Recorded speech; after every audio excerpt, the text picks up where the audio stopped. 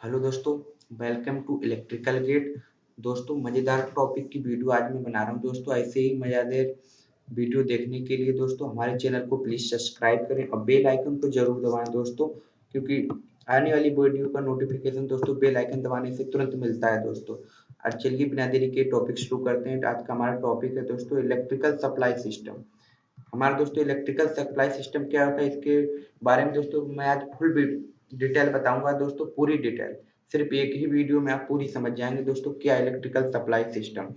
तो शुरू करते हैं दोस्तों। Electrical supply system: the electrical energy generated from the power plant has to be supplied to the consumer. This is a large network which can be broadly divided into two stage: transmission and distribution। दोस्तों इसका मतलब है कि जो हमारे electrical power को generation से consumer तक पहुंचाने को इलेक्ट्रिकल सप्लाई सिस्टम कहते हैं। इसको बहुत बड़ा नेटवर्क होता है, इसके दो भागों में बांटा गया, ट्रांसमिशन और डिस्ट्रीब्यूशन दोस्तों। तो this supply trans system can be classified, दोस्तों इन भागों में बांटा गया है। पहला है दोस्तों डीसी, जो ट्रांसमिशन है दोस्तों, मतलब सप्लाई सिस्टम, उसको डीसी सिस्टम अथवा एसी सिस्टम दोस्तों कर सकते हैं, या फिर अथवा ओवरहेड लाइंस होगा, या फिर दोस्तों अंडरग्राउंड सिस्टम होगा।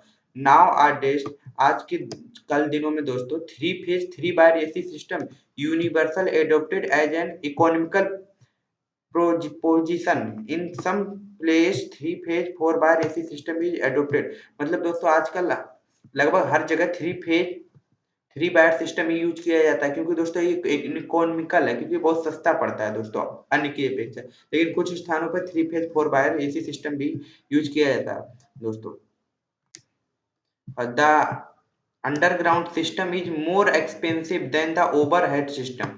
Therefore in our country overhead system is almost, मतलब दोस्तों जो overhead system है ये अंडरग्राउंड सिस्टम की अपेक्षा सस्ता है, इसलिए अंडरग्राउंड सिस्टम हमारे देश में यूज नहीं किया जाता, केवल अधिकतर ओवरहेड सिस्टम ही यूज किया जाता है दोस्तों। अब type of power system universally, कितने प्रकार के पावर सिस्टम होते हैं दोस्तों? पहला है three phase three wire AC system is adopt in most of place, अधिकतर three phase three wire system ये यूज किया जाता है दोस्तों। However other system can be also use for transmission under special circumstances, दोस्तों कुछ अलग भी है जो यूज किए जाते हैं, वैसे three phase three wire system use किया जाता है। पॉसिबल सिस्टम आर, पहला है दोस्तों डीसी सिस्टम। डीसी सिस्टम में दोस्तों कौन कौन से आएंगे? डीसी टू वायर सिस्टम और DC two wire wire with mid point earthed, और तीसरा है दोस्तों डीसी थ्री वायर सिस्टम। और दोस्तों अब अगला है एसी सिंगल फेज सिस्टम दोस्तों। एसी सिंगल फेज सिस्टम में दोस्तों क्या है, इसमें पहले सिंगल फेज टू वायर, इसमें दो फेज होंगे, सिंगल फेज होगा सर, और दो सिंगल फेज टू वायर होंगे, और इसमें single phase two wire mid point earthed, और single phase three wire system दोस्तों। अब थ्री एसी सिस्टम जो है, इस एसी सिस्टम नंबर 3 पॉइंट है AC system. AC system two phase में दोस्तों है टू फेज थ्री वायर, मतलब एसी, और two phase four wire system दोस्तों।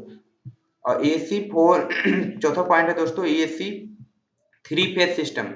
एसी थ्री फेज सिस्टम में दोस्तों पहला है थ्री फेज और थ्री वायर होंगे दोस्तों, और इसमें थ्री फेज फोर वायर, इनका मतलब है दोस्तों जैसे ये वाला है एसी टू फेज सिस्टम, मतलब टू फेज होंगे और थ्री वायर होंगे पहले में, और दूसरे में है टू फेज फोर वायर होंगे दोस्तों।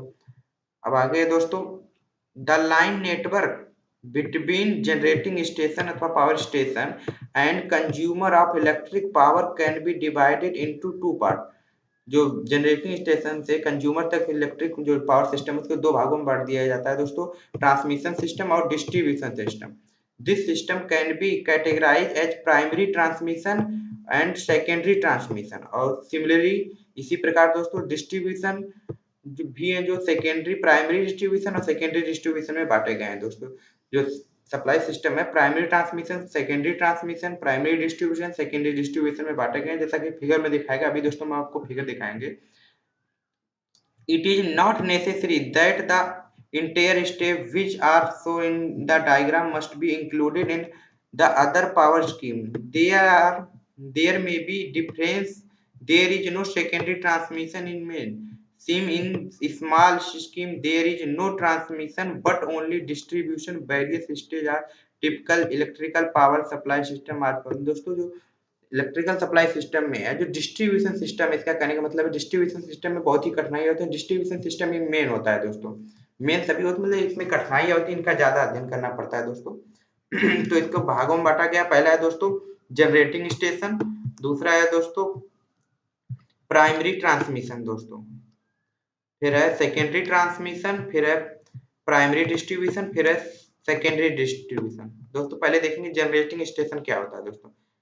The place where electric power produced by the parallel connecting three phase alternator अथवा generator is called generating system. मतलब दोस्तों ये है कि जहां पर इलेक्ट्रिकल पावर को उत्पादन किया जाता है, जनरेशन किया जाता है, जिसमें जहां पर पैरेलल में कनेक्टेड होते हैं अल्टरनेटर, थ्री फेज अल्टरनेटर अथवा जनरेटर पैरेलल में। यहाँ पे दोस्तों आप देख सकते हैं इसका फिगर दिखाया गया है, ब्लॉक तो लेआउट मतलब सिंगल लाइन डायग्राम कह सकते हैं दोस्तों। यहाँ पे दोस्तों आप देख सकते हैं, यहाँ पे जनरेटिंग स्टेशन है दोस्तों, यहाँ पे पावर जनरेशन होगी।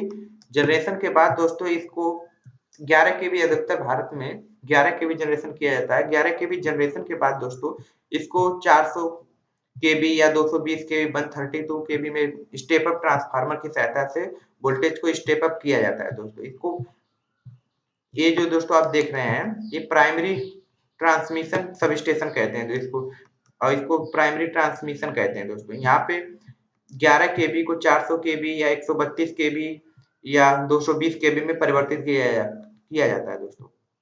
अब इसके बाद है दोस्तों यहाँ पे सेकेंडरी ट्रांसमिशन। सेकेंडरी ट्रांसमिशन में दोस्तों जो जो हमने पहले स्टेप अप किया, यहाँ पे 400, यहाँ पे 220 किया है दोस्तों, यहाँ पे 400 हो या 132 हो, जितना भी हो दोस्तों, उसको या 66 केबी हो, उसको दोस्तों 33 केबी में परिवर्तित किया जाता है दोस्तों।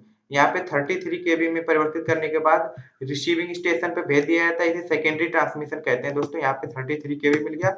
अब यहाँ पे 33 केबी या अब यहाँ पे जो दोस्तों यहाँ पे लिख रखा है 33 केबी यहाँ पे कर भी सकते हैं या 66 केबी भी 132 केबी भी कर सकते हैं। फिर यहाँ पे जो सब स्टेशन है अकॉर्डिंग टू जिस हिसाब से ऊपर से ले रहे हैं दोस्तों। यहाँ पे दोस्तों अगर हमारा यहाँ पे मान लीजिए 66 केबी है तो यहाँ पे 66 केबी को 11 केबी में परिवर्तित किया जाएगा दोस्तों। 11 केबी में परिवर्तित करने के बाद इसे भेज दिया जाता है आगे, इसे प्राइमरी डिस्ट्रीब्यूशन कहते हैं दोस्तों। आगे यहाँ पे सब स्टेशन है, यहाँ सब स्टेशन पे भेज दिया जाएगा, यहाँ से सब स्टेशन पे प्राइमरी डिस्ट्रीब्यूशन कर दिया जाएगा दोस्तों। यहाँ पे आप देख सकते हैं। इसके बाद दोस्तों इलेक्ट्रिकल पावर सप्लाई को प्राइमरी डिस्ट्रीब्यूशन करने के बाद डिस्ट्रीब्यूशन सब स्टेशन पे भेजा जाता है दोस्तों। यहाँ पे 11 केबी को 415 वोल्ट में परिवर्तित कर दिया जाता है दोस्तों। यहाँ पे फिर सेकेंडरी डिस्ट्रीब्यूशन होता है। सेकेंडरी डिस्ट्रीब्यूशन में 415 वोल्ट या 240 वोल्ट भेज दिए जाते हैं दोस्तों। यहाँ पे कंज्यूमर देख सकते हैं दोस्तों, यहाँ पे फिगर दिखाया गया है, बहुत ही आसान, एक ही बार में आप समझ जाएंगे दोस्तों। आप फिर से देख सकते हैं, बहुत ही आसान है दोस्तों। आगे मैं इसका प्रैक्टिकल डायग्राम भी दिखाऊंगा दोस्तों।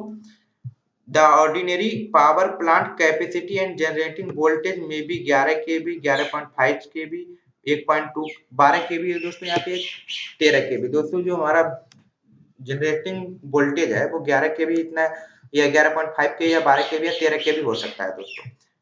प्राइमरी ट्रांसमिशन दोस्तों क्या है कि द इलेक्ट्रिक सप्लाई 132 केबी, 232 केबी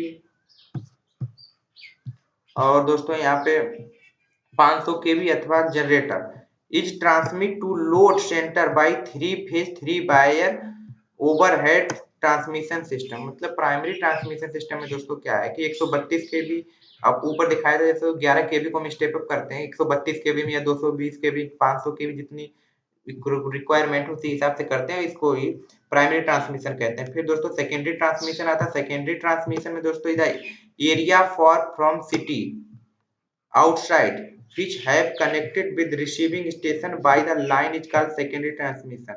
दोस्तों जो प्राइमरी ट्रांसमिशन से आता है उसको ये शहर से दूर इलाके में जो वायर आते हैं उससे जिस स्टेशन पे उसे रोका जाता है उसे सेकेंडरी ट्रांसमिशन कहते हैं दोस्तों। और at receiving station the level of voltage reduce by the step down transformer up to 132 KV या 66 केवी या 33 KV electric power is transmit by three phase three wire system over a system different sub station, so this is secondary transmission system. दोस्तों कहने का मतलब ये है कि यहाँ पे स्टेप डाउन ट्रांसफार्मर की सहायता से जो हमारा ऊपर से सप्लाई आ रही है 132 केवी ये 400 केबी 220 केबी जितनी भी आ रही है उसको 132 केबी या 66 केबी या 33 केबी में स्टेप डाउन कर लेंगे दोस्तों।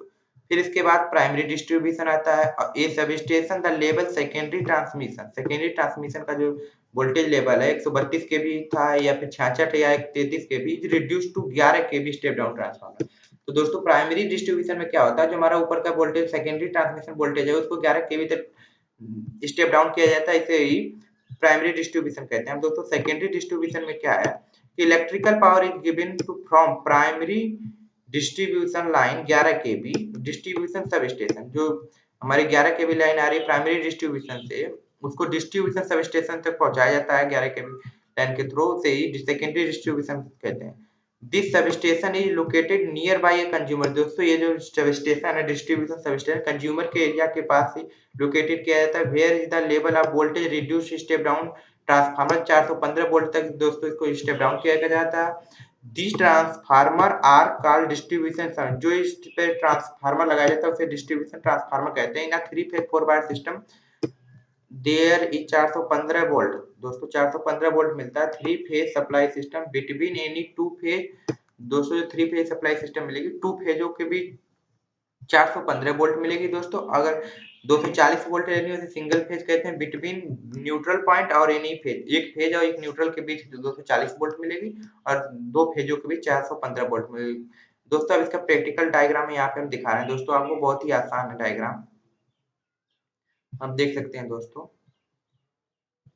यहाँ पे है जनरेटिंग स्टेशन दोस्तों। सबसे पहले यहाँ पे जनरेटिंग स्टेशन है, कोई भी जनरेटिंग स्टेशन हो सकता है, thermal power plant, hydro, nuclear जो भी हो। दोस्तों यहाँ पे जनरेटिंग स्टेशन से जनरेशन किया जाएगा। यहाँ पे 11 केवी या 11.5 केवी 12 केवी या 13 केवी दोस्तों जनरेटिंग स्टेशन है, यहाँ जनरेशन किया जाएगा। इसके बाद दोस्तों यहाँ से 220 केवी या 500 केवी में स्टेप अप दोस्तों स्टेप अप ट्रांसफार्मर की सहायता से इसे ट्रांसमिट किया जाएगा। इसे पावर ट्रांसफार्मर भी कहते हैं। इसे स्टेप अप किया जाएगा। फिर स्टेप अप के बाद दोस्तों ये बड़े-बड़े टावर लगे होते हैं दोस्तों, आपने देखा भी होगा। इसे प्राइमरी ट्रांसमिशन कहते हैं दोस्तों। इस तरह से प्राइमरी ट्रांसमिशन जाएगा बड़े-बड़े टावर के थ्रू। यहाँ पे 3 फेज 3 वायर सिस्टम ये जाता है दोस्तों, क्योंकि यही ज्यादा इकोनॉमिकल होता है जैसे हमने पहले बताया दोस्तों। और यहाँ पे 3 फेज आने के बाद दोस्तों यहाँ पे आएगा इस दूसरे वाले पोल पे, यहाँ पे दोस्तों आएगा, यहाँ पे जो है कि इसके बाद यहाँ पे स्टेप डाउन ट्रांसफार्मर में जाएगा दोस्तों। यहाँ पे स्टेप डाउन ट्रांसफार्मर लगाते हैं क्योंकि पावर सप्लाई पावर सिस्टम में दोस्तों हम केवल जनरेशन के समय ही स्टेप अप ट्रांसफार्मर लगाते हैं, बाकी सभी जगह स्टेप डाउन ट्रांसफार्मर लगाते हैं दोस्तों। इसके बाद जो आया उसे स्टेप डाउन ट्रांसफार्मर की सहायता से स्टेप डाउन किया जाता है दोस्तों। जितना भी वोल्टेज था उसी के अकॉर्डिंग, जैसे अगर 220 अथवा 500 केवी था उसको 132 या 66 केवी अपनी रिक्वायरमेंट के अनुसार किया जाता है दोस्तों। थ्री फेज 3 वायर सिस्टम में आगे भेज दिया जाता है। देख सकते हैं दोस्तों यहाँ पे हाई वोल्टेज है, पोल के आकार भी बड़े हैं। यहाँ पे थोड़ा वोल्टेज कम लेवल है अकॉर्डिंग टू जरूरत के अनुसार। तो यहाँ पे इसका जो पोल भी आप देख सकते हैं उससे कुछ कम साइज का। इसके बाद दोस्तों तो इसे सेकेंडरी ट्रांसमिशन कहते हैं दोस्तों। यहाँ पे जब वोल्टेज को स्टेप डाउन किया जाता है, फिर आगे दोस्तों स्टेप डाउन ट्रांसफार्मर की सहायता से वोल्टेज को स्टेप डाउन किया जाता है। जो सेकेंडरी ट्रांसमिशन वोल्टेज होती है 132 केवी या 66 केवी को 11 केवी में दोस्तों स्टेप डाउन किया जाता है। फिर इसको 3 फेज 3 वायर सिस्टम में दोस्तों यहाँ पे आप देख सकते हैं स्टेप डाउन करने के बाद यहाँ पे 3 फेज और 3 वायर सिस्टम में आगे भेज दिया जाता है डिस्ट्रीब्यूशन ट्रांसफार्मर पर दोस्तों। यहाँ पे डिस्ट्रीब्यूशन ट्रांसफार्मर पर भेजा जाएगा। यहाँ पे जो आप दोस्तों जो पोल है ये आपके गांव में अक्सर मिल जाता है दोस्तों, आप देखो देखने के लिए डिस्ट्रीब्यूशन ट्रांसफार्मर है। यहाँ पे 11 केवी को 415 वोल्ट या 240 वोल्ट में परिवर्तित किया जाता है। डिस्ट्रीब्यूशन ट्रांसफार्मर होता है। इसके बाद दोस्तों आपको 3 फेज 4 वायर सिस्टम सीधे सर्विस लाइंस के थ्रू आपके घर पे मिल जाता है, जैसे यहाँ पे दिखाया गया है दोस्तों सेकेंडरी डिस्ट्रीब्यूशन का। दोस्तों अगर वीडियो अच्छी लगी अगर पूरी समझ में आई हो तो प्लीज लाइक कीजिए और सब्सक्राइब कीजिए दोस्तों मेरे चैनल को। धन्यवाद।